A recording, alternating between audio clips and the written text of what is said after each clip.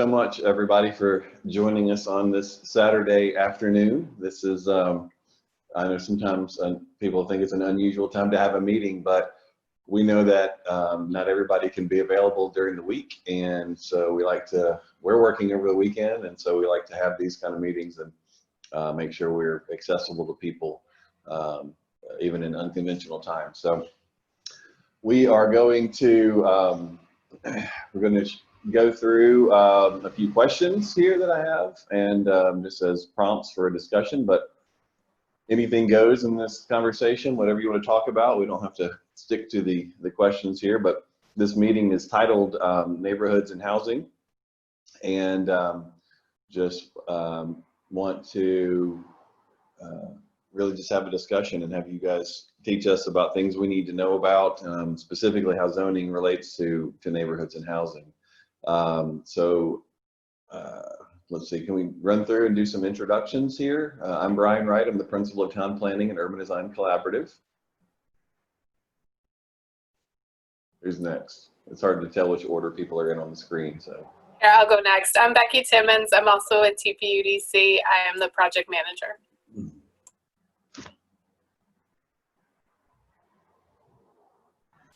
I'm Chris Carroll, just an interested citizen.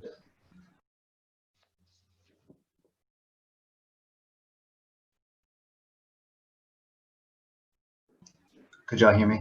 Yes, thank you. Good. Glad you're here. I never say just an interested citizen. In fact, you're the most important person on this call. So, who else do we have? Looks like we've got somebody in planning conference room who's frozen. Oh, you're just being very still. Good morning. Good morning. Austin Brass, the city planner here at the City of Columbia. Awesome. We have Melissa there as well.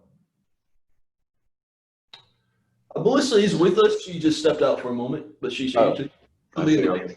On the screen, I can see her name. And then we have Jessica listening in as well. Jessica's part of our team. So we will jump right in.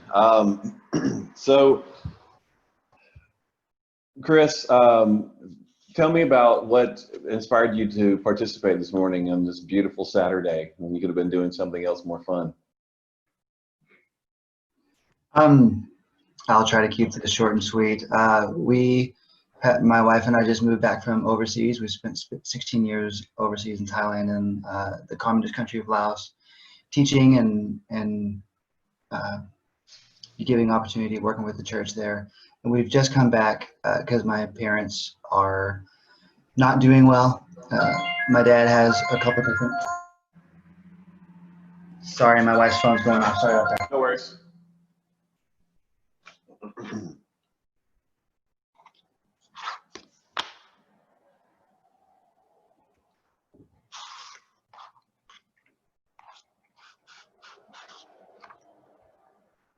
Okay, sorry about that. Had to turn her phone off. She'll be joining us in just a moment, my wife. But we just moved back, and I've gotten a job in Columbia with Columbia Academy teaching. I'm a teacher. She's still looking for full-time work. And my dad has a couple of different diseases, but basically a one-day-old baby has more muscle control and more muscle power than he does. And his at-home planner, who's been taking care of him for so many years, is his wife. My mom. She's an incredible person, and they are not doing well at all. She's had 5 spinal surgeries and they're needing someone to take care of them. They live in Hot Springs, Arkansas, and they're kind of on their last legs. They can't be there on their own anymore.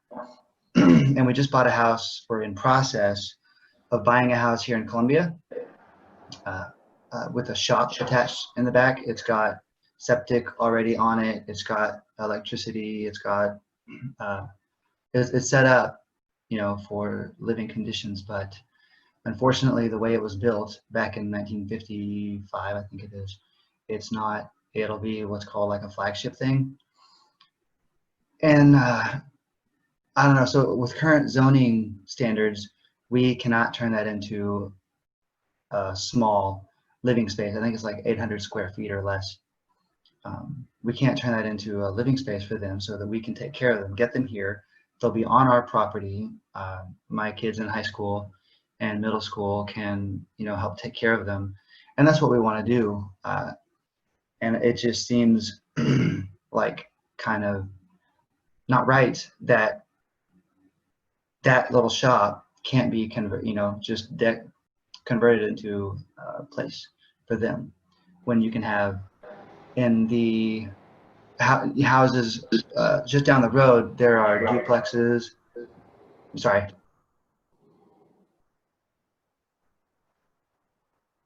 Was someone talking? No. There's duplexes down the road where, families that don't know each other can live on the same property. But because of the technicality, it seems, my parents, who are in dire immediate need of help, can't come. And so I was just wondering, and I know that I was really happy to hear that in the very beginning of the first meeting, which we were a part of, y'all said that y'all are looking specifically to try and help people to take care of their families, their aging parents. And we've also done research. I've got a good article from the University of North Carolina about housing and rezoning and allowing multi-generational families to exist on one property. We could tear that shop down and then build a structure just 20 feet closer that would be attached to our the main house, and then that would be okay. But this one that's already there can't be converted. It just seems like a technicality that's it could be better. And so we're interested, but we also know there's a lot of people here in Columbia who are struggling with taking care of their elderly parents. We can't, I'm a teacher, my wife doesn't have it. She was getting a job. She was getting a full-time job, but then COVID, and so she didn't get that job, and she's not been able to get a job since. We know a lot of people who are trying to take care of their families, their parents, but are not able to, and it just seems like a very good move for Columbia to be able to help draw people here who are family oriented, who are wanting to take care of their parents like we are. And I think that would be there's definite business benefits to that, and you get good workforce, you get good family oriented neighborhoods, I see a lot of benefits, and I wonder what we can do, not just to hopefully help us, but also help a lot of the people we know to take care of their parents.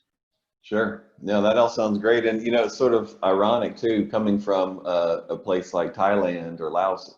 It's like, really imagine there, like that you would even have to have this conversation, like it's just so commonplace that people have a multi-generational concept, and that's what you do, so that's good to hear. Do you know what zoning district you're in right now?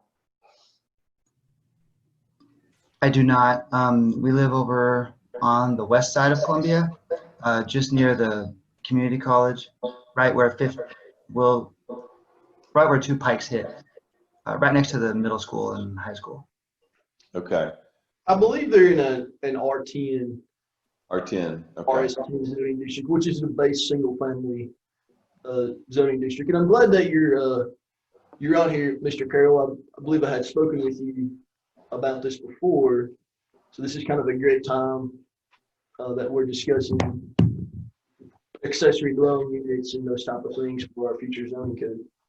Yeah, well, and also too, I mean, your situation is one particular instance in which accessory dwelling units are beneficial, but also too, with the economy as being so in flux, and as it was even in 2008 and all that, beyond just health issues, financial issues cause people to need to cohabitate with family members as well.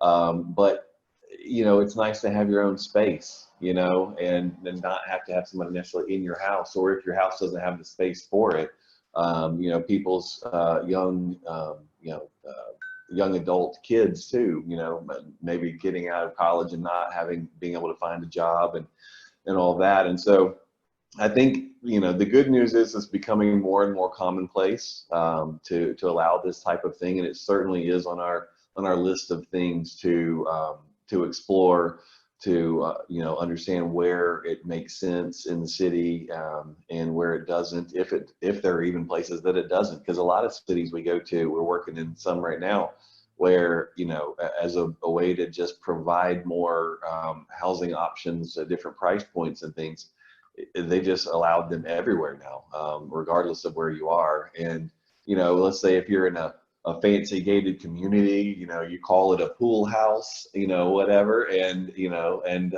but even some of those people these days have found it beneficial to have that additional income or just the flexibility to have a family member in there.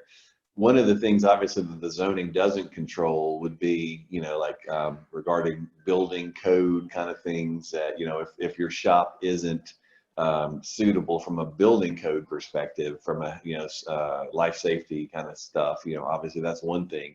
But the other thing is too, like, you know, you've got your shop there and, you know, where I thought you were going with this was to tell me you're this artisan maker kind of person, and you like to make stuff, and then you had, you know, wanted to put your parents in this other thing or above the shop and all that. And so, but I think so it sounds like your situation may be a little bit easier, and really it comes down to, you know, sort of the specifics of what makes sense in each part of the city. And then sort of public sentiment about it too. You know, how do other people in the community feel about it? A lot of times as planners, you know, we're like, oh yeah, that makes perfect sense. You know, your story, if I were in your situation, I would have the same exact thought. Oh yeah, we'll just put them back there. Great, solves a lot of problems, you know, all that. And then what might seem like a great idea to you and to me, you know, your next door neighbors may lose their mind over it. But a lot of times that just comes down to education as well. You know, having people understand. And in some ways, I'm glad. Hello. How's it going? Hi. Hey, are you Heather of Heather and Chris? Yes. Hello. Great. Hi, I'm Brian. Hi, Brian. So a lot of times if we talk about accessory dwelling units as a solution or a sort of a planning concept or whatever the case may be, we actually will use anecdotes like your story to explain the benefits of it so they don't think it's just some strange person who, you know, some stranger from the middle of nowhere is going to, you know, creepily live over, you know, in your old shop or what, you know. It's like, no, it's somebody's parents. And yeah, Becky raising her hand there, strangely well, you tell your story, Becky. So I spent 6 or 7 years living in an accessory dwelling unit, and when I was first looking for one, they were very hard to find. And I actually met a woman who had a apartment over her garage, and she made some interesting comments to me about the types of people that she didn't want living above her garage. Fortunately, I have another very good friend who had an apartment over his garage and allowed me to live there for many years. So I lived in Brian's accessory dwelling unit for quite some time. And I would tell, when people would start talking about the types of people that live in ADUs, I would raise my hand and say, nice employed girl right here. Right. And now Becky is the creepy, strange person who lives above her dentist's office, right? So. I do. I like a mixed use or a multifamily unit. Yeah. Very Asian. Yeah, right. There you go. All right. Well, good. Well, that's great. Thank you for your input and your story. It is certainly, like I said, one of the things that near the top of our list of things to sort out.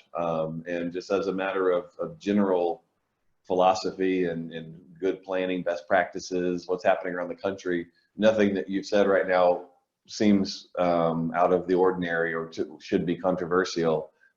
So hopefully, I guess, you know, we can find a solution for you quickly enough, you know, that it's still relevant to you. So anybody from the city have any additional insight to give us on accessory dwelling units and kind of previous discussions, or any difficulties and public sentiments regarding that kind of thing?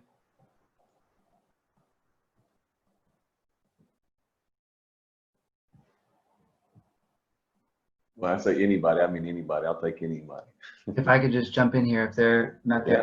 I do appreciate your understanding, and I do also understand that there are some, legitimate issues that go along with accessory dwelling units that need to be thought through and planned well in advance.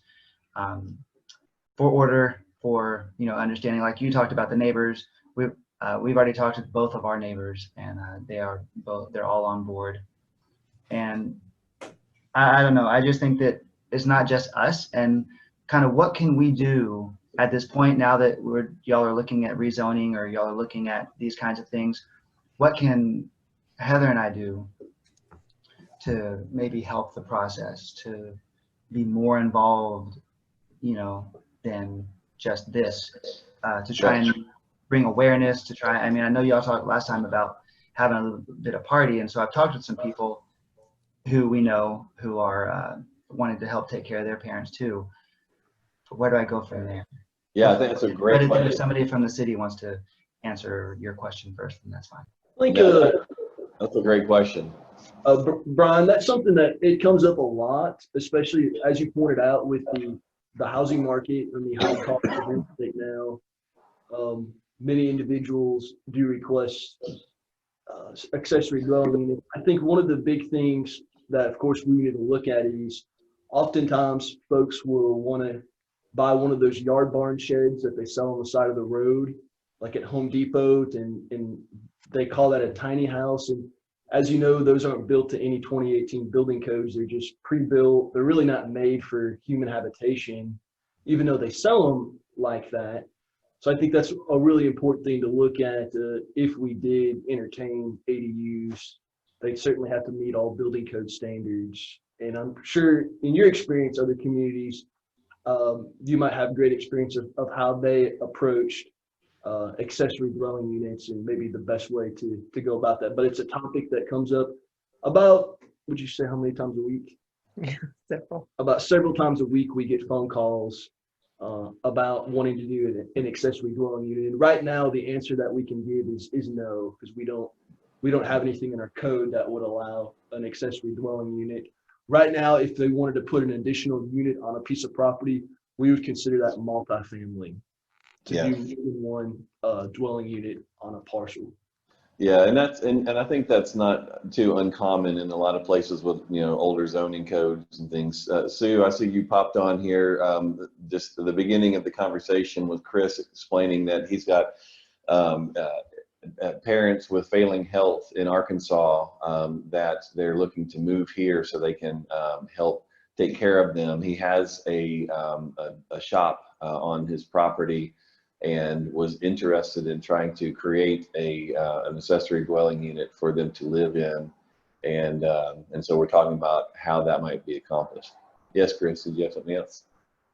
Yeah, I just wanted to explain the shop that's behind our house is cinder block with a concrete foundation, with septic and plumbing and Commercial electric. Commercial electric, and it's not just something that they bought and just put on the back and this is wood structure. It's a very solid structure. Yeah, well, and I think what Austin was saying, I think a lot of times when people are asking for them, he's saying that their solution for an ADU, they don't have what you have, and they would just get one of these sort of storage sheds or whatever, and that's what's not acceptable. It sounds like that, assuming you met the building code and the zoning code was allowed it as well, that you'd be in good shape. So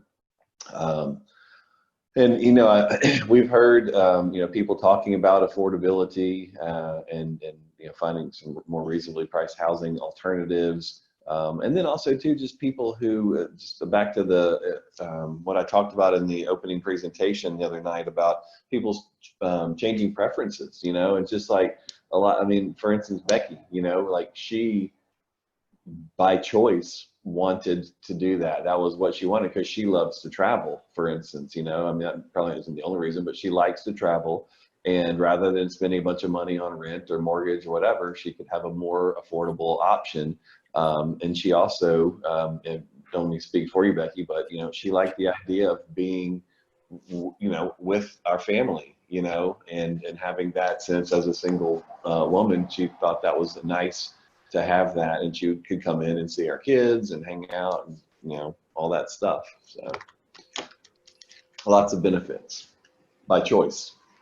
All right, so we got that on the list. I'm thinking about zooming out a little bit. This was a very specific topic, but zooming out neighborhoods and things. Right now, you guys are getting lots of subdivisions, but you don't seem to be getting many neighborhoods. And the distinction that I mean about that, and we talked about it in some of the other meetings, is that a subdivision is just a developer going in, knocking down, putting in houses, selling them, and the houses that they're putting in are just the same as the ones that are in Spring Hill, same as the one in whatever other city or town nearby that you would pick. And they are all the same too. Whereas when you're in what I'm calling a neighborhood with, let's call it with a capital N, you feel it. There's a certain sense of authenticity and interest, and it certainly helps in a historic neighborhood because there's beautiful large trees and things, and so there's something to that. But in a lot of the new subdivisions, you're just having all the trees knocked down, and so any big tree that was already there is now gone. And so you lose that sense of connection and established feeling. And then maybe some new trees are planted, but they're, going in their little twigs as big as your pinky. And so in 100 years, maybe this will feel like a neighborhood, but maybe not even then, because in a real authentic neighborhood, there wouldn't be such sameness as you see in subdivisions today. And so trying to think about, how we can start to shift that, move the needle from subdivisions to neighborhood and authenticity, and feeling like this is Columbia. This is a Columbia neighborhood, not just an anywhere neighborhood. Does that ring true? Do you feel what I'm talking about as you are hanging out and moving around the city? I do. I mean, there's certainly neighborhoods in Columbia that subdivisions that are older and that have aged well in place. One of them is Sunnyside. Most people that you talk about Sunnyside, they love the neighborhood. When was that built? Probably I think in the 70s, in the but it has mature trees in now. the 1970s it was built, but it has a mature trees. Each house is a little unique, a little different. It's not just your typical one builder tract subdivision. And so that would be maybe a good example to look at. Is Sunnyside. Everybody seems to love that subdivision. I love rivers. Got it. Okay. Brian, Yes, Sue.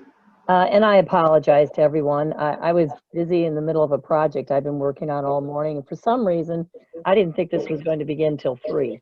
Don't worry about it. I'm just Then I glad picked up the paperwork and saw that it started at 1, so I'm sorry about that. But anyway, no problem. in response to what you just asked, though, that's probably my biggest gripe on what's going on with North Columbia, is that there's such a huge saturation of high density development, and these developers want every square inch. As I said before, I was previously on the city council, and I've been on the county commission since 2014, and I'm on the regional planning commission, and I hear the same story all the time from the developers, and I know a number of them, that, oh my gosh, we just can't do lower density, or it won't be, we'll lose money, it won't be beneficial for us. We've just, got to develop every square inch. And of course, we all know that cost gets passed on to the buyer. So I've often said everything doesn't have to be high density. And in order to accommodate their high density, that's exactly what they do. Tear down all the mature trees, tear down, get rid of all the natural features, and that completely takes away your neighborhood. You know, they may plant the little saplings, but it's out of control. It's just out of control. Yeah, and you know, one thing that's interesting too, though, is I've seen all across the country, and even around the region here, there are. It's not even necessarily a density issue. I mean, there's plenty of nondescript, you know, same anywhere kind of, you know, anywhere USA subdivisions that have, you know, 1 acre lots in them as well. And so really, you know, trying to find a way to, even in you know, those kind of moments, you know, find, you know, where is that, how do we get that authentic Columbia in even those kind of neighborhoods? Heather, did you have something you were going to say?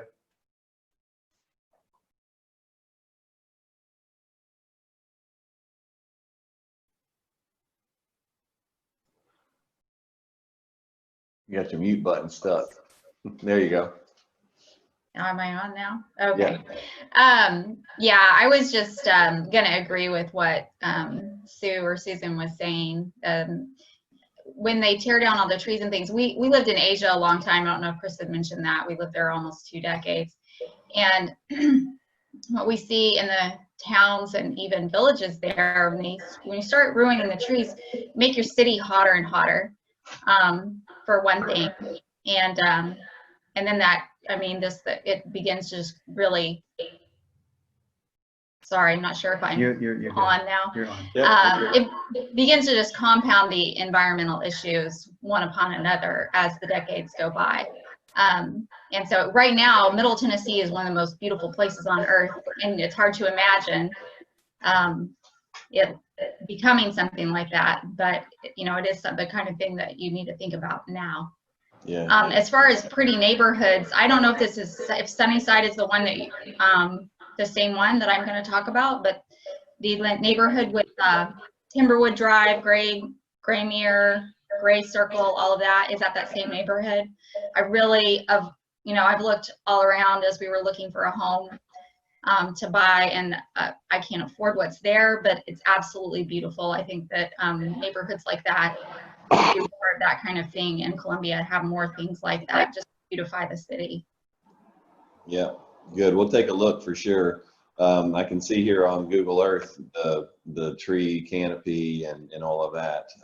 So that makes a lot of sense. And it looks like they preserved the old tree rows too, from maybe the old farms that were there and those kind of things. And you know, it's interesting. I mentioned in some of the previous meetings that we work for private developers as well as cities, and you know, I know that it takes a little bit more effort on the developers side of things to think through, like, how do I save that? You know, there's maybe a little bit more cost with, you know, the site work, trying to work around the trees and not completely grade it flat. But really, you know, besides the forethought of how to save those trees and incorporate them into the neighborhood, it had so much value. I mean, you can just look around the neighborhoods that do save those trees. They you know, higher price per square foot. They sell faster. It's just what, you know, people want. And it's so, you know, from the developer's perspective, you know, a lot of times when we're working on zoning ordinances, we think, well, you know, we want to, while we're representing the desires of the community and citizenry, if not for developers, we don't have, you know, growth and the kind of things that help keep the city prosperous moving forward. And so we need to be, you know, cognizant of their needs as well. And so we try to do things that don't, you know, really just undercut and make it where they, you know, the stories that Sue was just referring to are actually true, and, you know, they have a hard time making a profit, and rather than just you know, a sob story. And so this is one of those where, you know, if you have rigorous tree preservation standards as part of, you know, subdivisions, Yes. you end up doing them a favor, even though it takes them a minute to you know, it adds value to their project, even if they don't necessarily want to do it on their own accord. So we're definitely looking into that as well, Sue, trying to find ways to make sure we can keep that landscape. I mean, here in Franklin, it's the tree preservation standards and the person who administers them, you know, it's notorious. You know, developers are. We were working on actually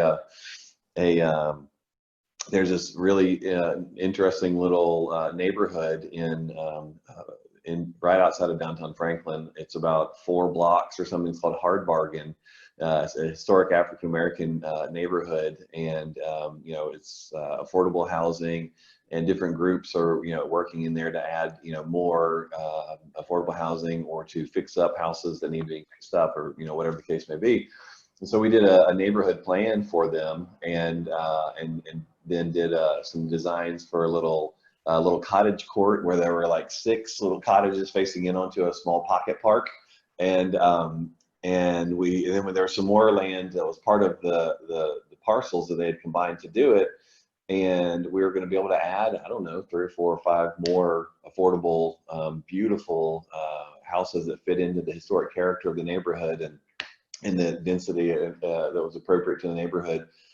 And the tree save preservation, there were a couple of trees in the way that literally, you know, cost 4 or so houses of that little pocket neighborhood development. And the tree ordinance was so rigorous and so hard-nosed, there was no room for flexibility. And so even though the city also had a policy of trying to add more affordable housing, the tree save ordinance trumped that higher level policy, and so they lost that opportunity. So we want to make sure that we are saving trees whenever we can, but also making sure that we don't you know, sort of cut our nose off to spite our face. We know that a lot of the most beloved cities in the world would not have been possible to be built today with our current conception of environmental standards, tree preservation, all of that stuff. Cities like Charleston and Boston and some of these amazing, you know, areas wouldn't have been possible because they've, you know, filled in wetlands and did all these things. And so we know more today than they did then, but we also, one example I use a lot of times is buffers off of you know, water bodies and things. You know, we'll often see, you know, there'll be a standard buffer off of a stream of 100 feet or 50 feet, whatever the case may be, and you know, there is the benefit in some parts because it's really environmentally sensitive of having that buffer be, you know, 200 feet. And in other areas where it has no environmental value currently because it's in a pipe or something, and so if you open it up and daylight it and you have 5 feet, then that's actually a net gain. And so trying to think through some of those complex issues are important, rather than making one size fits all standards. Brian, if you really want to create neighborhoods and not just rows and rows of homes in a subdivision, and I understand what you're saying about the flexibility, but boy, you start putting exceptions in there and that can be abused easily. And how do you control that? I mean, you know, didn't request anything in writing, but there was a time when I asked a developer's engineer if they could preserve the tree line, the mature tree line, and the natural features as a buffer. And I was told, well, we'll try to preserve all of those trees that we can. And every one of them is gone. Yeah. Every one of them is gone. So, you know, that's my fear with exceptions. And neighborhoods are so important, but that's not the way developers are looking at it. You know, I have a developer right now out in the county who's building a gated community with street lamps and sidewalks and bike trails and walking trails and pocket parks and a large park in the center up above where the backyards of larger homes will look out on. And most developers could care less about any of those amenities. They're just not focused on them at all. They'll do the minimum of what they're required to do. And as I said yesterday, they will, you know, look at you and say, well, yes, we've got open space. There's your detention pond. That's open space. Yeah. No, that's not my idea of open space. So there just needs to be more requirements in terms of preserving natural features and trees and buffers and amenities, Yeah, if you really want to create neighborhoods. yeah. So I think so too. What types of housing you think are needed most in the community? What's missing? You know, when we've got new types of people moving in, we're seeing, you know, young families moving in and all sorts of things, sort of all the changes that are taking place in Columbia that people seem to be embracing. You know, Columbia wasn't necessarily built for, you know, for years to do anything except for, you know, kind of one type of housing for the most part. So what do you guys think? Yeah, Chris. There's a little neighborhood just right down the hill from us. I don't know exactly what it's called. It's right behind a Dollar General, but it is a. It's just off Williamsport Pike where it turns into Hampshire Pike. Kind of, yeah, behind Dollar General, kind of across the street from Withorn School. It's full of elderly folk, and it seems to be just kind of elderly folk in a whole bunch of duplexes, and we love to walk there. It's we stop and talk to the elderly people on their porch or out for a walk, and it's just a really great atmosphere. Yeah. And I told Heather that I'd love to be able to just move there, but all the little houses are very small. And if you want to talk about some, like in the future, thinking for the future, a place that we could develop, or the Columbia could develop, that would draw retirees and draw people that are, you know, hardworking and family oriented. If you had houses, and again, this would be way in the future, way beyond what. So I think this is not about us. This is beyond. This is for the future, for other people. But if you built houses with an in-law cottage or something, you know, on the same property, that could be a really neat neighborhood. If you want to talk about neighborhoods, just, you know, you have multi-generational, you have a bunch of old folks living on the same street, and they could all on their walks, you know, talk and get to know each other, like build a community like they do in the little village, the little neighborhood just down the road from us. While yet there can be kids playing on the same street and, you know, people working. To me, that sounds very idyllic and like an excellent plan to go for. Yeah, no, I think, you know, we see that here in West Haven, in Franklin. It's you've got an incredible mix of, I can't remember, at one point I heard there was one family that had 4 generations living in the neighborhood. Can you have 4 generations be alive at the same time? Does that work? I think so. Whatever sort of the maximum realistic number of generations, they had it.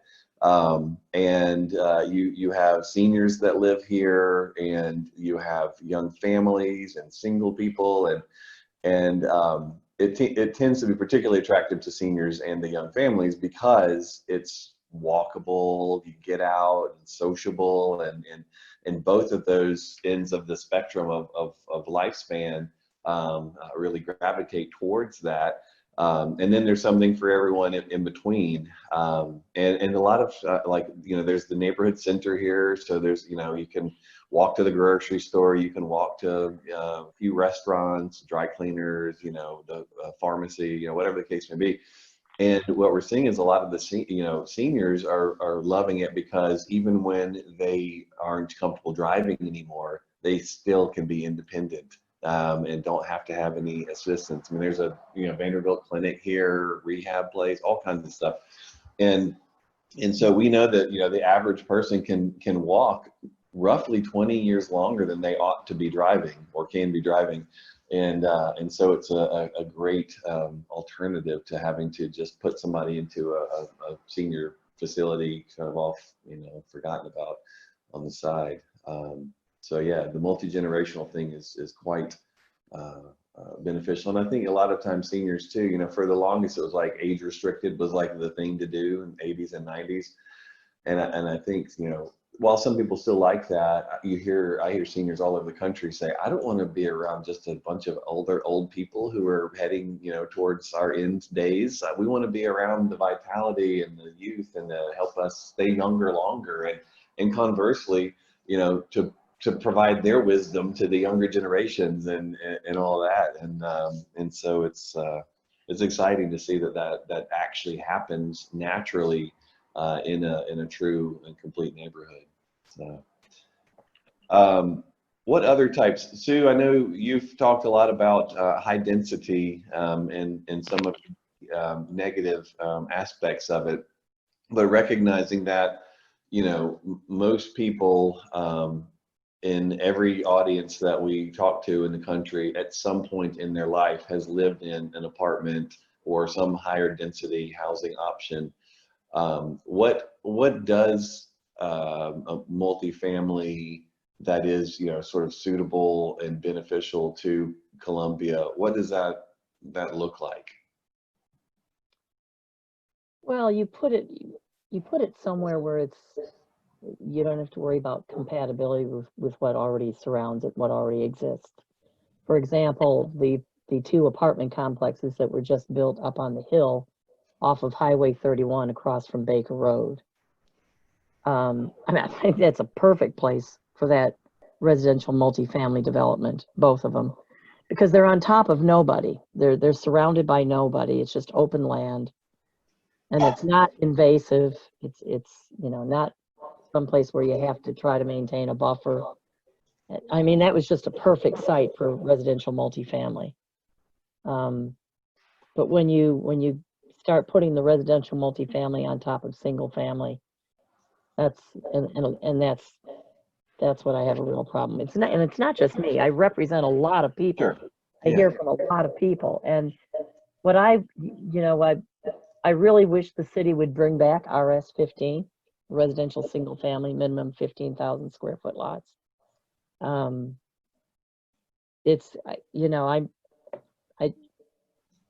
don't, most of the requests that I see are high density subdivisions. And when I was on the council, RS-10 was actually not considered low density. Got it.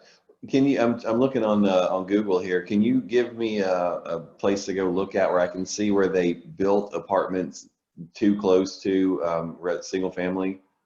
I'm sorry, can you repeat that? Yeah, I said I'm looking at Google Earth here, and I was trying to find. Could you send me to a location where they built multifamily, like apartment complex or something that was right on top of the single family, so I can get a good visual on kind of what you're describing? I mean, I generally know, but I'm just trying to get a sense for it here. Well, there's going to be a development that I tried to stop that was not, in my opinion, in the right location. If you know where Arden Village is, and I was on the council when Arden Village was started, and what were supposed to be condominiums turned into apartments because they couldn't sell them. And that's another thing. I wish there was separate zoning districts for condominiums and apartments, condominiums and townhomes versus apartments. Because all the time we see what was planned or what was sold is townhomes and condominiums turn into apartments. And so, But like anyways, these things called the Retreat at Arden Village Apartments, is that what you're referring to? they're right out in front by the Yeah. highway. Yeah. I mean, they've built more buildings behind, but they were originally supposed to be condominiums, sold as condominiums. And then across the way, there were some townhomes, and then behind those, there's some single family homes. And very narrow streets. I can remember going out there with the fire chief, and because I was concerned about fire trucks being able to get through the streets. But anyway, Arden Village is a really high dense development right now, and another 6-phase, I guess it's the Homestead and Independence, that are like 700 or 800 homes that are behind Arden Village. And a lot of those people at the rear of Arden Village were some of the people that were promised that tree line would be maintained. And it disappeared quickly and people moved out.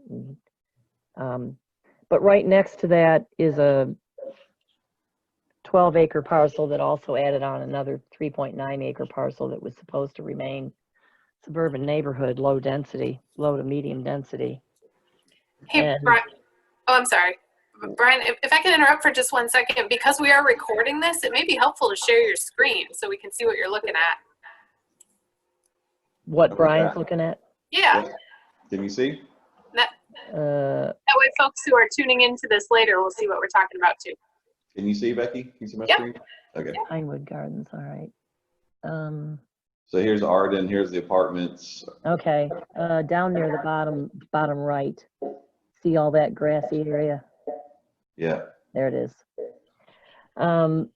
Anyway, altogether that's 16 acres when you combine both parcels, but they're gonna cram in there 11 three-story apartment buildings. And there's Actually, single family houses here yeah, that you're referring to. And there's one here. Okay.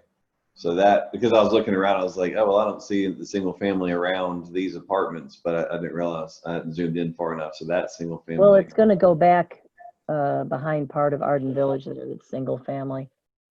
Here. They're real concerned. They're already having flooding issues in Yeah. Arden Village on that side of the development. And those are, I believe on the 12 acres, they're gonna have 10 of the 11 apartment buildings that are Zooming out to see sort of the context of how it relates to downtown where we are. Yeah. There's gonna be a lot of asphalt, Far north. Okay. and those people are real concerned about flooding. Got it. Yeah, and you think when I talk about multifamily as well, sort of fitting into even existing neighborhoods of single family, historically in those old neighborhoods, it would have typically been much more consolidated in and around areas that were more around downtown, rather than that here would have been farmland, and so you wouldn't have seen the multifamily.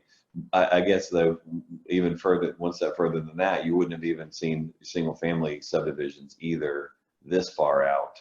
So that's kind of an interesting modern phenomenon that happens. I love like the history and growth of Greens places. Mill Road there. You see Greens Mill Road there? Yeah, But down close to the highway to 31, yep, where it comes out on 31 down there. yes. Paul had said to me a couple of weeks ago that they were going to designate lands that were north of Greens Mill Road for high density, which I was pretty surprised to hear, because why wouldn't you spread that throughout the city? Why would you designate high density to one area of the city? Yeah. So, there's a lot of available land out there, and that's what everybody out there is fearful of, is that it's all going to be jammed with high density. Sure. Well, and a lot of times what you see is that's why, again, as a planner, that's why I keep zooming out, is when you start to look for, recognizing where growth is occurring and sort of naturally, and you try to look for, okay, well, if it's going to grow, let's be smart about it, and then look for sort of regional, how the transportation system works. So you have you minimize the negative impacts, and you start to look for, not that this will make anybody on Greens Mill Road excited, but what I was immediately looking for is, well, how far does this road go over? If it goes here and stops and then there's nothing to it, and now you've got all this density here, you may not have helped yourself. But and you've got GM right here, and so what you're seeing is, I think people are imagining, you'll live here and work here, and that has a positive impact. If you're zooming out and really thinking holistically, has a positive impact on overall traffic, because they're only having to have a short commute to work. Obviously, not everyone who lives here will work here, but theoretically, it from a pure planning perspective makes sense. Well, you're close there to some of Spring Hill's urban growth boundaries now. Yes. One thing I'd like to ask about, and I hear this a lot, and so I'll ask you the question I always ask when I hear it. What is the difference between apartments and condos in your mind? Are you asking me? Yes. Well, first of all, condos you purchase and you own, so Yeah. hopefully you will maintain them. Apartments people don't own. Somebody owns them. Somebody else owns them, somebody else pays the taxes. Right. Um, and you don't really, there are plenty of people that don't give a heck what they leave them like.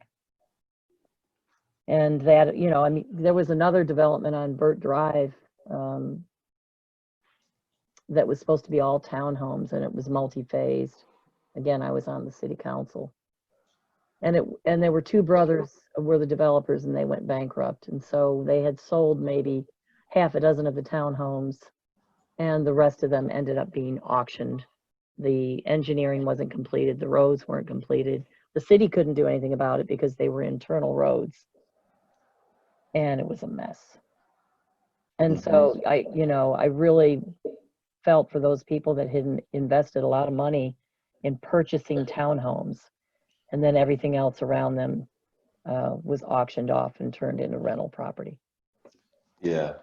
Yeah, it's interesting. The reason I ask, and sometimes I take for granted that distinction, kind of back to who hasn't lived in rental property before at some point in their life. But even here, in this neighborhood, there are, houses that are more than $1 million that are rental properties.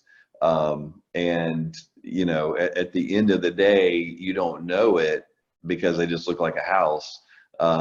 And so like these, they were going to be condos and now they're apartments, but the buildings are the same as they were.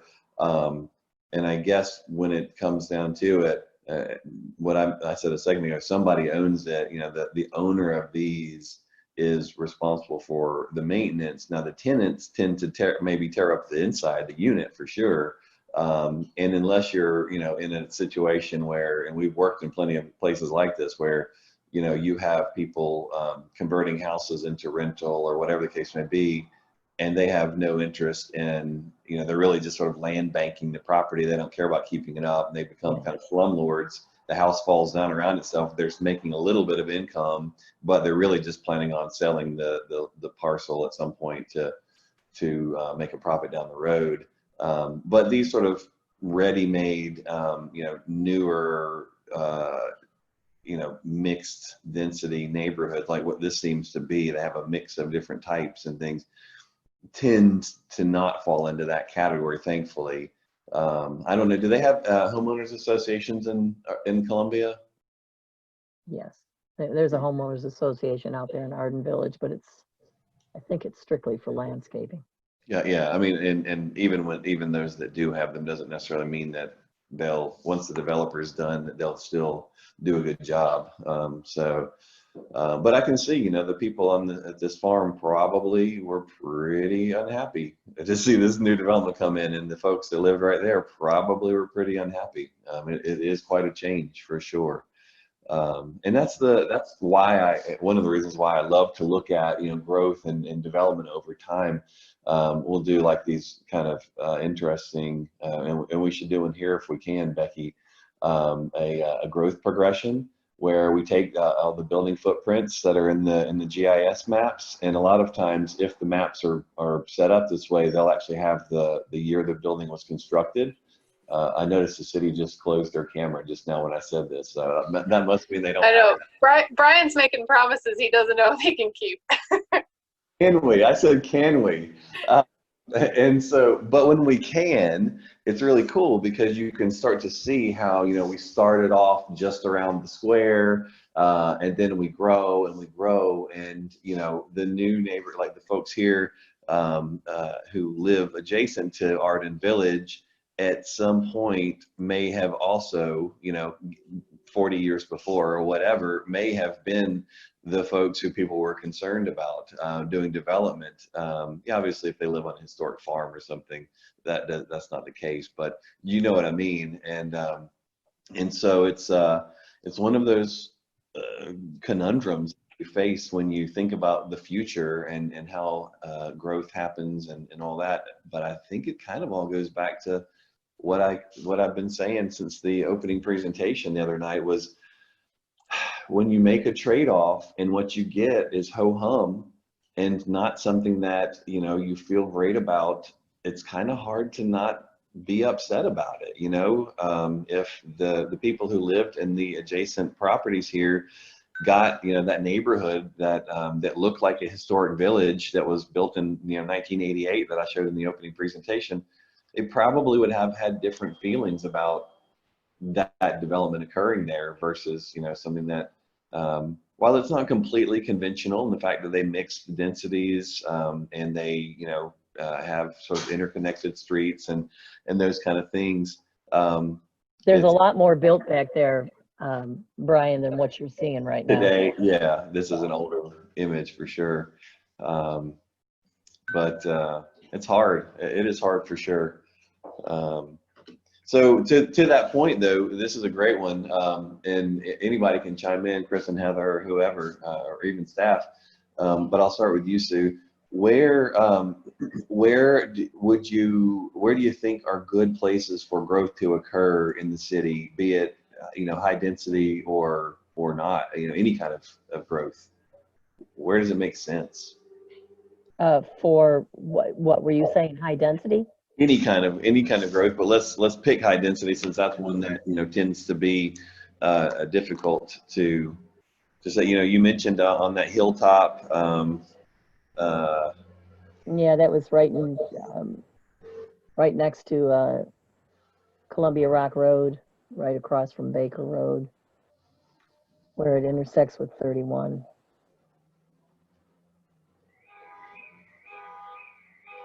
There's another issue with PUDs, with the planned unit developments. Let me mute myself. I've got a car alarm going off behind me apparently. I hear it there. Let's see, Rutherford Creek. All right, I'm gonna mute, but you continue talking.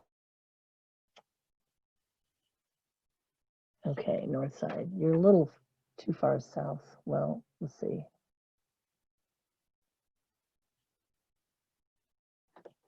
All right, that area that's kind of in the center. Trying to find Baker Road. I think that's it, where it says Northside Medical Professionals. Yeah, there's Rock Products Road. I always call it Columbia Rock Road. Maybe it is Rock Products Road, but anyway. Something rock. Yeah, I thought it was Columbia Rock Road, but right there, all that land there is now, that fronts the highway right there on the left side, right in front of where it says Northside Medical. Yeah, that's 2 apartment complexes now. I think it's about 500 units altogether. Wow. That was a perfect place for that. There's nothing around it. Except for the quarry. Yeah, but not too many people work in the quarry are going to be complaining. Yeah. Got it. Okay. There's you know, PUDs. Another thing that confuses people is the planned unit developments. Well, 2 issues. One is the vesting rights that kick in after any plan is approved with a PUD's master plan. And then unless the developer wants to make changes, you really can't make any additional requirements. And also, even though a PUD may request a zoning of, say, RS10, residential single family, minimum 10,000 square feet, they actually end up being able to put in there 5,000 square foot, 6,000 square foot, 7,000, 8,000. And that's kind of deceptive in my mind. Oh, just because it's described as one thing and it's something else. It's like, Well, if you're people gonna- think you're if gonna it's do it. RS10, it's going to be all minimum 10,000 square foot lots, I see. and that's not what happens. Yeah. Let's see. What about, I know over here, over along Tom Hitch Parkway, there's lots of Yeah. land available, and it hasn't seemed to have been focused on so much yet, but it seems like a natural place for growth. It's in close proximity to downtown and near the river and all of that. Is that Yeah. area We're good about for to development? put a traffic signal in there at Tom Hitch and Iron Bridge Road. There's been a lot of accidents there. Is that a good area for growth to occur, do you think? Yeah, there's a lot of open land out there. Yeah.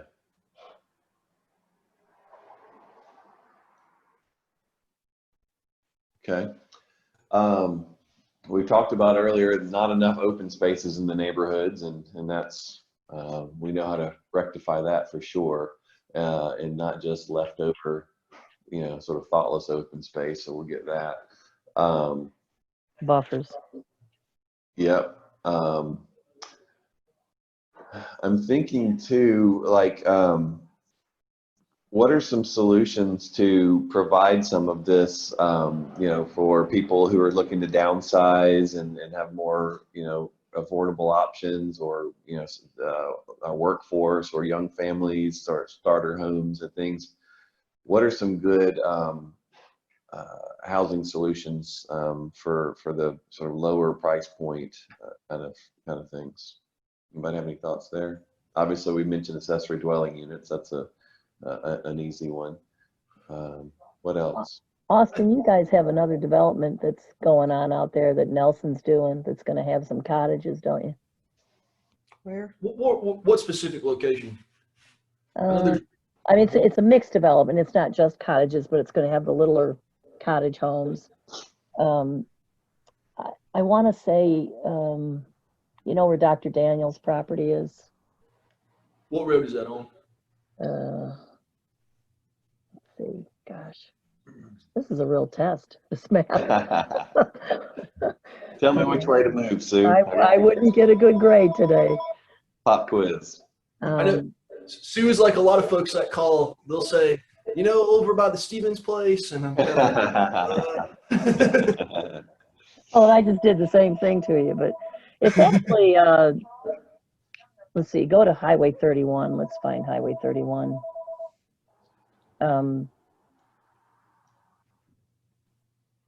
Okay. Where's 30? I haven't put my eyes on 31 yet. There we are. Yep. I don't know how far. We aren't far enough out because I see Tom Edge. You gotta go north more. Okay. On 31. I think it's right out, like in front of. Is it in front of Arden Village? It's south of Arden Village, right next to Dr. Daniels' property on the west side of 31. Let's see, you got to keep going past the truck sales there, past Greens Mill. Wait, we're going too far north now. Go back south. There's Arden. Where's Arden?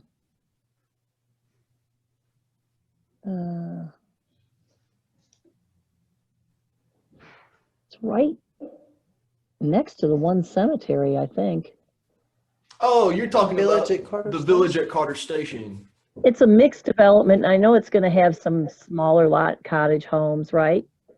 Right, and I thought it was going to have some townhomes. Yeah, there's townhomes back there, and they're built upon that Nashville thing, horizontal property regime. Go right past Yeah, that Napa Pine Valley Crest. Way, all that right there. Yeah. So it's right next to Arden. Yeah, now that property right there in the front, isn't that's Dr. Daniels' property right there that he's got his marker on now. Oh, okay. Got it. Yeah, back there in the villages, yeah. Doesn't it have cottages, smaller cottages? That's the ones you see in the middle there. Yeah, they're in the middle. There's some that are built in front of the townhomes currently. Yeah, they don't have garages. They don't have garages or anything like that. So where you see like Wind Gap Drive, Napa Valley Way, there actually you can kind of see like the little cottage houses. Yeah, right there. Right there. And then across from there are townhomes, and those are the ones we talked about yesterday. When That's right. With They don't have the parking in front. Yep. Yeah, they park in front, which is kind of unique. But I mean, it's attractive in my opinion. It's an attractive. But I think to go back to your question about housing in Columbia, from my experience, I've worked in other communities before, and it seems like Columbia is really accepting of diverse housing types. We have a lot of infill. One of the unique things I think about a lot of the infill, if you go like West 7th, like in the East End neighborhood, where historically there hadn't been a lot of investment. You know, developers will come and they'll knock down homes and build new homes, and they're not, I wouldn't say they're homes that are high end, but they're in a more affordable First time buyer. First time. maybe. price point, you know, 170, that kind of range, which in this day and age, 170 in our region, I guess that's considered affordable. But yeah, that's it right there. Mhm. He was Okay. asking about smaller homes or people that want to downsize. That's why. And you, so Sue, in your opinion, this was a good solution, sounds like?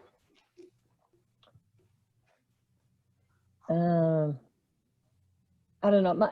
I guess in a nutshell, my greatest concern is to protect existing home and property owners. I don't think anyone should have to move out because a big development is being built right on top of them. That's my concern, is to respect the people, like I said the other day, that have worked all their lives to buy this property and build this home and raise their family, and you know, they've done a lot for their home and their property and they love it, and then suddenly they're surrounded by high density development. That's the thing that's wrong. Yeah. Yeah. And you know, if you move into a property that's, let's say, you know, you've got 10 acres or something, and the property next to you has been zoned for, you know, townhouses and, you know, multifamily or whatever for a long time, and then, you know, you just never really thought much about it until somebody started developing, that's one thing. But if somebody comes in and changes the zoning and it's go through a PUD and it's not in keeping with the comp plan and all the things that you've mentioned previously, I can see that that's a real concern for people. You know, it's like we made our purchasing decisions based on, we did our homework. We knew that this was zoned a certain way. The comp plan said, most people don't do that. I'm just saying, in the best case situation, we've done our homework, and now things are changing, and that doesn't seem fair to us. And you know, I think there's a good, you know, a good case to be made there, and it's hard to dispute that, for sure. I mean, that 12 acres where they're putting those 11 three-story apartment buildings, there's a better location for that. There's a much better location for that. Yeah. And so when these PUDs or whatever, you know, however they're getting them through the process, come before the approving bodies, and you make you know, you describe it in the way that you just did. I mean, they just say, well, sorry, or, you know, like what does that discussion look like? Well, Austin probably knows a lot more about it than I do. I haven't had time to research it, but I wasn't even familiar with that vesting act of 2014 that went into effect, I think, in 2015.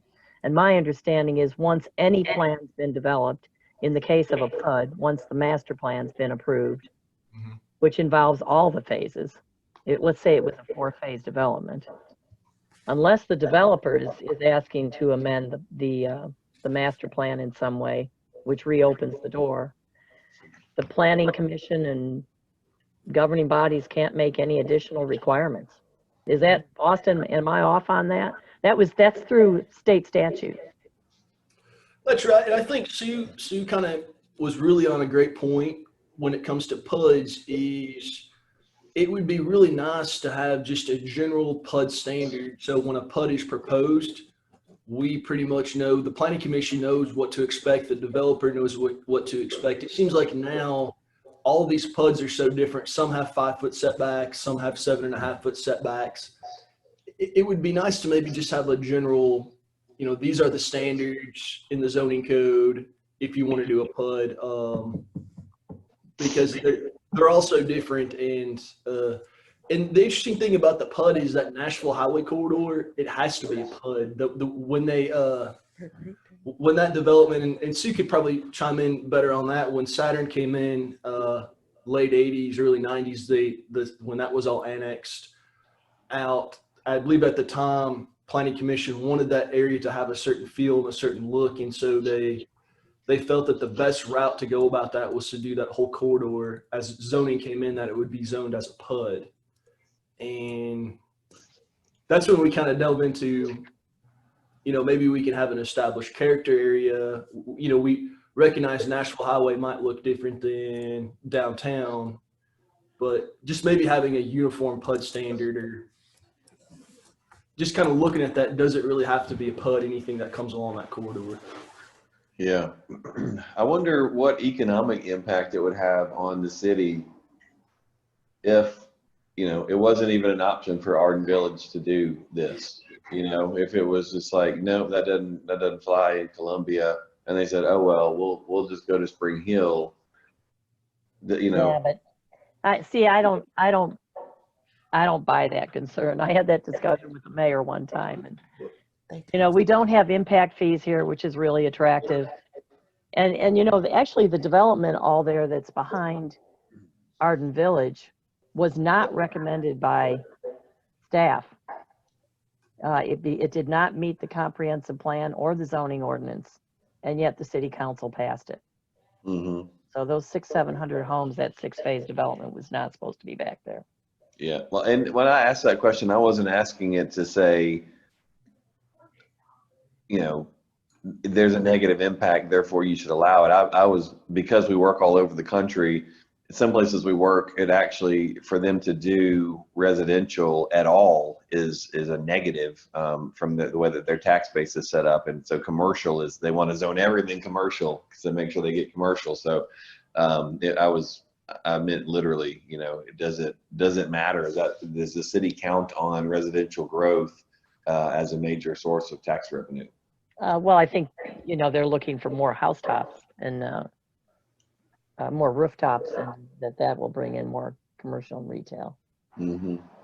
And two, Brian, I mean, you can only assume, and I imagine, I always go back to Huntsville. You can kind of look at how Columbia has these two big linear city limit patterns. The one that goes from Bear Creek all the way close to, where Spring Hill High School is. And then the other basically finger that goes out to the interstate, Bear Creek at 65. And you could kind of probably imagine, that was a lot of investment to send sewer all the way up there. And you probably could hope that a lot of that would develop into retail as a way to create a strong tax base for Columbia. And one of the things about, I think, a lot of that development, you take the honey farms, for example, they actually market that as Spring Hill. They don't, it has a Columbia address, but a lot of that's marketed as Spring Hill because they have all the amenities. And so a lot of that, of course, is benefiting Spring Hill's tax base, because they're going to go to the crossings. And even though they live in Columbia. Yeah. That's a good point. Well, and, it makes sense. Okay, we want to have some frontage on the interstate. Yes, Columbia is here at 65. We get that. And we want, here's Saturn, and says, oh, we're reaching, to there. And Spring Hill's growing a lot. So that makes sense. You kind of, I get it for sure as to why these little antenna happen. It certainly causes, some challenges though, from what do you do with all this property along here? Because it always has been the rural edge of the city and these sort of rural corridors, but now they're in and development pressure begins to occur.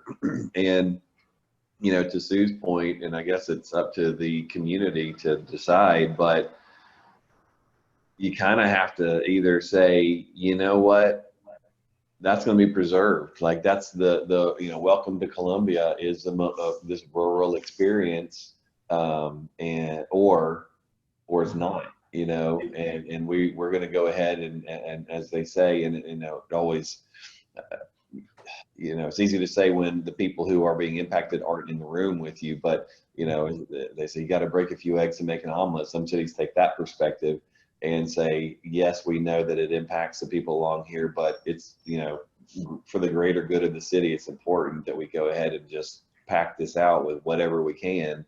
And so be it. I think rather than the city just kind of on a case-by-case basis, popping stuff up in here and having people get upset and surprised and all that stuff.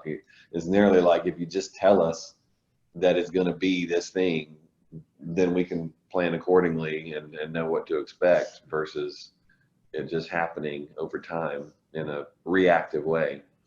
So, Well, people just want you to follow and honor the comprehensive plan and the zoning ordinance. When that 3.9 acres was suburban neighborhood, that developer should have been told, sorry, it can't go there. It can't go there. And instead, the city just amended the zoning ordinance and amended the comprehensive plan. And that's what people can't stand. You're not following the law of the zoning ordinance, and you're not following the comprehensive plan that the city adopted. yeah, well, and one of the things that we've got to figure out too is, I can't remember, what year was that comprehensive plan adopted? 18. 2018. Yeah, so we got a couple years on it now. And I mean, you know, in a fast growing place like Columbia, it's, you know, it isn't unusual to see the comp plan in some ways used as nearly a fluid or dynamic kind of a document. Now, that said, it certainly creates lots of unrest in the ways that you're just describing, Sue, for sure. I mean, really what you want to do is be counting on the zoning ordinance, right? And the zoning ordinance is kind of locks everything down, but because the zoning ordinance is dated as it is, you know, I think people have kind of fallen back to the comp plan. And I hope, and, you know, having gone through this process with the zoning ordinance, that when we come out the other side with the new one, it will reflect sort of the new, you know, changes and you know, evolution of the city, new preferences, but also honoring and respecting kind of, you know, what people love about where they are right now too, you know. I think, you know, it's impossible to make everybody happy for sure, in any city that we're working in on any document like this, but we sure do our best to try to make sure we don't carelessly do something that we didn't have to do if we understood all of the issues and all of the you know, repercussions of making a certain decision. And you know, kind of goes back to why it's so important to get people to come give feedback here. I mean, honestly, Sue, the people who you're representing who have been burned and feel, you know, like things didn't go their way. I mean, maybe it's too late for them and they're sort of over fighting and all that stuff, but they ought to be pretty easy to get to come to help talk about the future of the zoning in the city. You know, I'd love it if there were also people who are excited and optimistic about, you know, having some influence on how the city grows and changes in the future. But even those people who have had a negative experience are super helpful for us to hear from. So There are people though, Brian, who have just given, they're like, what's the use? yeah. What's the use when stuff like that happens? I know. And I, you know, one thing, and I don't mean this to be offensive to anyone, but I mean, I can tell you when I first was on the city council and on the county commission, because there are very much differences in the way that both governments operate. But you know, I wasn't a land use zoning planning expert. I'm still not. You know, I'm on the county's regional planning commission. I've learned a lot over the last 10 years serving in that capacity. But when you have, especially you're about to have another election now, and you're going to have probably at least a couple of new council members. And of course, planning commissions should change. Anyway, these people come in that have, just like me, that have no land use, no planning, no zoning experience, no understanding of comprehensive plans or subdivision regulations or zoning ordinances. And I think there really needs to be, I think staff really could do some training there and help the city council and even the planning commission understand And maybe that would be helpful, because I think you oftentimes have people that are appointed to the planning commissions or elected to the governing bodies that don't know a thing about planning and zoning. They couldn't cite something out of the comprehensive plan or the zoning ordinance if their lives depended on it. They depend on staff. Am I wrong there? They depend on staff. Yeah. That's correct. When are those elections again? November. They take office in January. Yeah. I'm talking about for the city. Yeah, sure. Yeah. So, and one of the things just from our experience has been, for what it's worth, staff, is that, you know, whomever is running, or, you know, maybe a new elected official or appointed official in the future, it sounds like they'll be ahead of, they'll come in before the new ordinance is in place. Would be beneficial for them to be involved in this process. So if you know who candidates are or anything, let's try to get them involved. So Yeah, what I think I'll do maybe at our next, and I know we mentioned it at all of our planning commission meetings, BZA meetings, encourage planning commission members to take part in all of this. Certainly it's important because again, your zoning code, that's law of the land. And so Supposed to be. yep. Sue, have you since you've been so diligent in attending these meetings and things, have you had an opportunity to talk to anybody afterwards and say, you know, no one showed up? You know, what do you make of that? I mean, Honestly, I've been so busy, I've had no chance to talk to anybody. I But told you to invite some people. Come on, Sue, you got to hold up your end of the bargain. hey, the only thing, in fact, I haven't even had breakfast yet today. How sad is that? Oh The my only goodness. thing between yesterday when you last saw me and now is that I got a little sleep. That was it. Oh, Good. and I got some work done this morning, yes. That's awesome.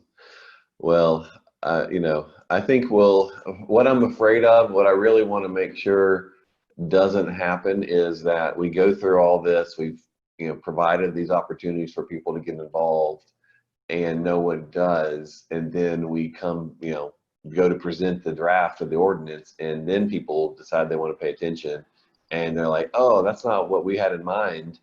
And it's like, at that point, you know, you kind of missed the opportunity.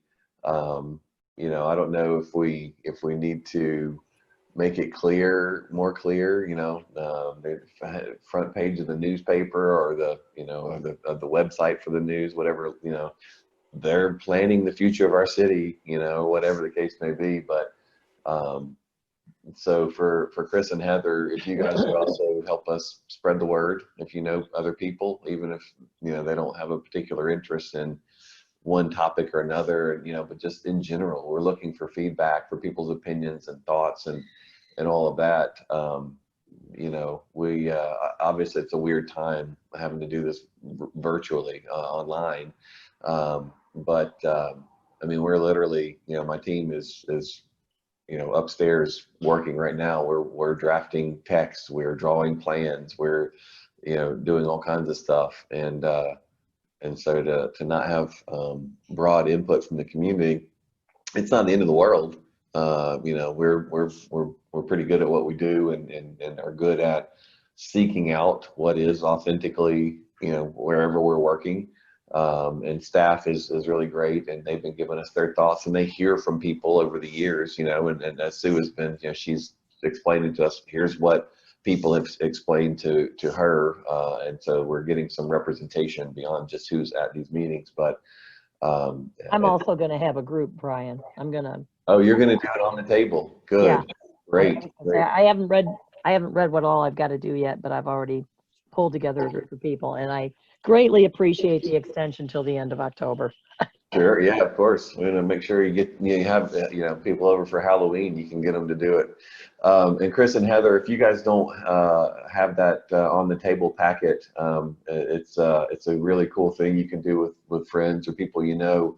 It's sort of a self-guided. You know, you just sort of follow the steps, and it helps, you know, kind of walk you. You don't have to know anything about planning or anything, but it's set up for people who are just citizens to do it, and then it gets us feedback we need. So you might, you can do it online if you want, if you, or if you're having, a few people that you're comfortable being in person with, however, but Becky can send you a link or tell you where to find the link to that. That's right.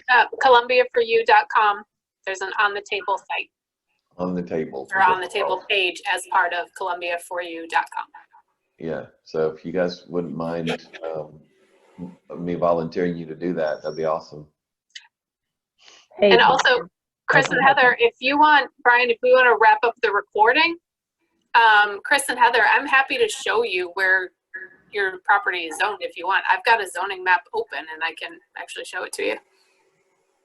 Yeah, we can do that. We'll wrap up this meeting. You can stay on the line and Becky will show you. Cool. Sue, were you going to say something else? I think I heard you. yeah, one thing that's really, really, really important and what I think really could make a difference.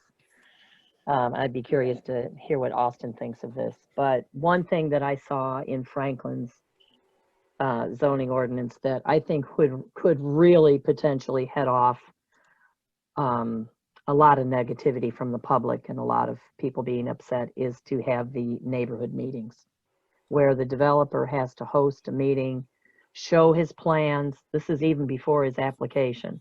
Show his plans, answer questions. I think, now I'm reading off of the 2018 ordinance as it's broken down in 6 parts. But I think this neighborhood meeting would be very helpful, and not just for PUDs. Yeah, for all projects. And you said you're looking at the 2008 Franklin ordinance? 18. 18, yeah. So you need to look at the one that's hot off the press that we I've got it.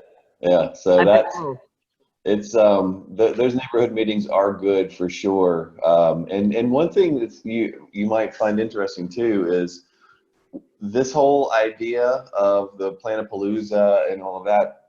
We actually do the same thing for our private development projects. So not just the neighborhood meeting that's required by the city, but we actually will host a week-long event like this and have it be open to the public. And so the neighbors, you don't just go show them what you're thinking about, what your designs are after you've already come up with all the ideas. We actually come in with blank pieces of paper and say, hey, we understand probably that you'd rather see nothing here, but assuming that growth is going to happen and the property is owned accordingly or will be rezoned accordingly, what would you like to see? How can we make this work for you? Not just the immediate neighbors. I mean, it's open to this whole citywide. And what did you call that? It's a Planapalooza, just like this is. For each development? We would do it for each development. Yep. I also spoke to one of the planners up in Franklin, and in addition to the public notice that's required in the paper and the certified public notice that's required for contiguous property owners and property owners within so many feet, he said they also put something online where the public can go, if they miss the public notice in the paper or something and they're not a close, that there was something online where they could look up and get the details of a development. Do you know what he's talking? Yeah. Yes. All development submittals to the city are submitted digitally. You submit them online and they're available. So you go on the Franklin's webpage and you can open up the entire submittal application for any development. And it's, from the beginnings, not once it's approved, it's from the very beginning. So it's a pretty transparent process, but what we found, the reason why we do this with our private development clients is having the Planapalooza process for them is because people are going to, a lot of developers like to just sort of secretly do stuff behind closed doors and hope no one finds out until it's too late and bulldozers show up and now it's, what are you going to do, And normally though, people will become aware of your project at some point, and it'd be much better to have them be a part of the process on the front end. Yeah, and it's like I mean, some developers are afraid to do it. Not our clients, but you know, other developers are, just because they know they're not offering anything. They don't have anything to offer, and so how are you going to get somebody excited about it? The type of planning that we do, you know, it's unique. We are creating these, you know, true, real neighborhoods and places that people would get excited about, and so it's a lot easier to, you know, be transparent. But Well, I've had developers that have contacted me in advance and gone over their plans with me. And then we were able to talk and discuss and negotiate. And then I could negotiate things like buffers. And it really headed off a lot of problems and a lot of confrontation, a lot of upset people. Public notice as well, this 12-acre parcel that I was talking about, there's a little church, little historic church and cemetery right next door that didn't get notified. Because of COVID, the church was shut down. And so even though a certified letter went out there, it just came back to the post office and then came back to the city. So I was wondering, in terms of public notice in this day and age, especially with what's going on now, if in addition to the certified letters that are required to go out and the signs that are posted and the public notice that has to be in the paper, if I know that you'd have to have certified go through the mail, but if there was also some other way to contact people by email, or you know, in this case, it was a church that had a pastor, and you know, afterthought, I said it's kind of too bad he didn't have the church's mail transferred to his home address, because then he would have gotten the letter. But anyway, I'm just wondering if there's something that can be added to public notice, like people's emails. I don't know, just a thought. yeah, so the certified mail would still stand, Yes. because it's, you know, Required. if something becomes like you know, it gets litigated or whatever, you say, well, we have the certified mail, but maybe they also are emailing, even though we know that that doesn't stand up, you know, in court or something like that, but at least it might increase the chances of somebody noticing it. But I think, you know, also too, and you shouldn't have to like stay constantly vigilant to protect yourself against development that you don't want to see. But it's shocking to me how frequently we hear people say, you know, I didn't know anything about this or that or whatever, and it's like, what more could the developer have done to get your attention? It's just such a distracted world that we live in. It's hard for people, for sure. But you know, that's why I said at the end of the day, though, honestly, if the zoning is dialed in and it's based on, you know, the public's vision for the future, that makes sense, you shouldn't have to pay attention at all. You shouldn't even need public notices, really, because it's like we've all agreed. We're all in agreement. You're going to follow the zoning, whatever. But because that isn't the case, and you know, you have so much, you know, variability and flexibility over time, and not just in Columbia. I mean, in a lot of places, you end up needing to do that to make people aware, so that they can come and defend themselves from, you know, whatever the developer's trying to, you know, put upon them. And it's a shame that it's like that, and hopefully going forward it won't be. So, all right, well, we are over time, so we will go ahead and call it. Like Becky said, Chris and Heather, if you want to stay on, she can help you look at the map for your property, and we will stop the recording now, and look forward to hearing from everybody next time. Do we have another meeting today, Becky? Yes, we have downtown Columbia at 3 o'clock. And what's next after today then? So there's going to be a live show and tell at 6 o'clock tonight, where we'll go around the studio and introduce you to everybody who's there and show you what they're doing, if you want to tune into that. Tomorrow is going to be open studio all day long, another show and tell at 2 o'clock in the afternoon. And then Monday, we'll have the open studio until 1 o'clock in the afternoon. We'll do our wrap-up presentation Wednesday evening at 7 p.m. Well, I'm not real clear on what the studio and the show and tells are for. So that you can talk to the team members, you can see what we're doing. It's just the same as if we were doing this in person and you were able to just walk into the studio and chat with us. It's like that. You can just drop in on Zoom and chat with us. So I mentioned a minute ago, Sue, the people who are upstairs right now working on various things, writing, you know, zoning text and drawing plans and all that stuff. We're just going to kind of do a tour through the studio, and so you can just see what people are doing, and if you have questions, you can ask them. Yeah. Okay. All righty. Thank All you right. both. Yes, you're welcome. Let people know, everybody. Bring friends. See ya. Bye-bye.